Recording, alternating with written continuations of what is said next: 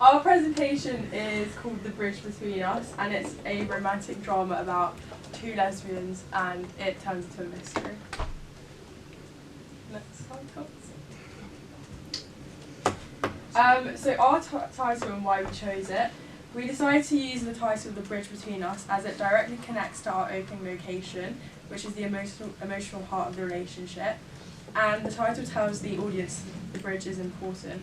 The bridge links the two sides together and it hits a tragedy due to it being between them. So this is our storyboard. It just gives people a nice glimpse of what we have planned on what we're going to film, and got some shot types in there to tell them what we're going to do. We've got a breakdown sequence as well. Next slide, please. Thank you. Just saying about what the first shot is, which is a medium long shot of Romy and Charlie on a park bench to establish their importance to the movie opening, and also establish the setting and the mise-en-scène. Then we've got a jump shot to them passing the camera and going towards the bridge. Shot 3 is a close-up of the two characters in a conversation. 4, extreme long shot of the couple of the bridge, and another conversation. Next slide. Okay, so this is our script. It ends with a mystery at the end, and then it starts with me and Charlie kind of in love, I guess, and then ends with mystery.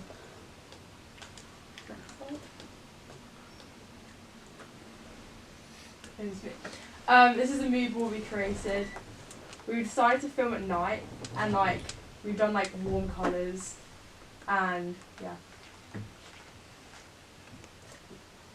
Okay, so movie references. We wanted to cover Call Me By Your Name, which is another LGBTQ romance film. Normal People, which also sort of covers the same themes that we're looking at. Eternal Sunshine of the Spotless Mind, which is maybe a bit more of a thriller, but we're also still looking into stuff like that. Notebook, which is obviously a classic. Fault in Our Stars, another one covering grief and all those themes. So this is the summary of our plot. We're doing so it starts off with obviously the two lovers who are on the bridge together and they're having a deep, meaningful conversation, and then it basically shows an array of shots of them kind of going through showing what the movie would be like and how it would kind of pan out. So because usually at the end of a movie there could be a death or something like that, so there obviously the death of one of the characters kind of shows a cliffhanger. You don't know how they die, or also how the other person would cope, and we show that by using a circular framework. We also in all of our shots we do that it's all in very similar places, which is confined by grief because she doesn't feel like she can actually move on, and then a lot of the consistency of her physical surroundings also helps with the atmosphere and tone. It begins with the bench scene, then moves to the talk on the bridge, and then a wide shot of the couple with quite a harsh ending being the death. And then it also makes not only the audience question how will she survive, it also makes her internally question how she survived this heartbreak. Why did we decide to do this based on social issues? So we quite clearly wanted to do LGBTQ relationships to provide them a platform and representation. We also wanted to sort of focus on mental health and what that's like in modern days and struggling with grief and losing a loved one. A reference to our chosen genre and how we intend to establish it. Our chosen genre is romantic drama, and we will reinforce this by establishing a clear scene by the bridge, which signals romance with a quiet setting. This tells the audience that emotional core of the story is a relationship, and the drama comes throughout the movie. The sudden tragedy creates a plot twist of the romantic drama, which will drive the narrative with the mystery. The audience will understand the relationship matters deeply, and that the surviving girl will carry the emotional weight of what happened. The cut to the graveyard scene the mystery but doesn't explain the cause fully, making the surviving girl's perspective more troubled as there's more to unpack. So for our target audience, we are mainly going to be doing this for women ages 15 to 25, especially people who quite like character-driven movies, who like to focus on the main character and their storyline. It's also for the LGBTQ plus community, as it shows that there's more diverse range of movies out there. It's also targeting people who like romances and kind of like either the happy ending or realistic romances, where sometimes it's never always, happy ending. A movie like Call Me By Your Name is about a summer romance that helps with that has emotional depth, that also explores the contemporary LGBT plus narrative. So people who like those sort of movies would also be quite interested in ours. To be able to target our audience, we'll be using social media, kind of like TikTok, Instagram, X, stuff like that, to show short teasers that will be able to highlight the main theme of the movie, as a lot of our audience is quite young, so they'll be prominently on social media. It's also a cheaper option for us and for the production company, as it'll be as the social media will be able to organically share the information and we won't actually have to pay any money.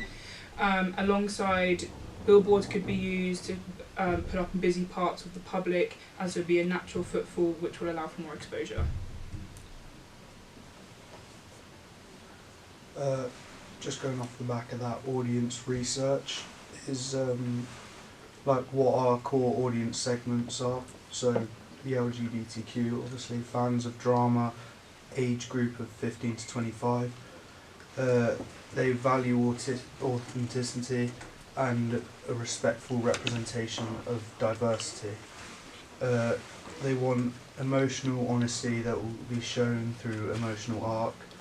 Position the film with leading with a love story, create chemistry with the audience and characters, frame tragedy, and as a big plot twist in the movie. The tone and mood we're trying to create. So for the opening, we're sort of trying to create a more intimate vibe tone. We're sort of trying to feel it as more soft and warm, and we want to make the audience clear that we're referencing to the chosen genre of romance. However, we're going to sort of cover a shift when one of the girls dies, so it should be definitely a fracture of tone. We want to maybe differentiate this between colour tones, and also with where we're looking to actually shoot scenes. But initially the tone should be romantic, and then it should suddenly sort of break into a different theme. The location we intend to use and the time frame we plan to shoot. We decided to use Marlow Bridge as it's visually striking and has a distinctive shape with elegant lighting. It also creates a feel and feels slightly isolated from the world around us. And then we've also decided to use a graveyard. Regarding the opening, it feels intimate but also exposed. And then filming late at night in the evening adds to emotional depth, and as darkness usually brings mystery and stillness, which is ideal for our opening. The lighting creates contrast and means the audience is left with a mystery. And then the graveyard then reinforces the tragic tone and supports the mysteries and heartbreak. It also isolates the surviving character and shows her grief, guilt and confusion. Here are just some of our location shots that we'll be primarily filming in. So yeah. And then we're going to add some songs to it. So when there is the bridge scene, we'll do River by Leon Bridge, because it shows at the start of a romantic, at the start of it shows a romantic couple to make the audience feel a certain type of way. Not only will they be able to see, but they'll also be able to visually, well, that's the same thing, sorry. They'll be able to visually see it, but also be able to hear it. So they're able to feel much more immersed in the atmosphere.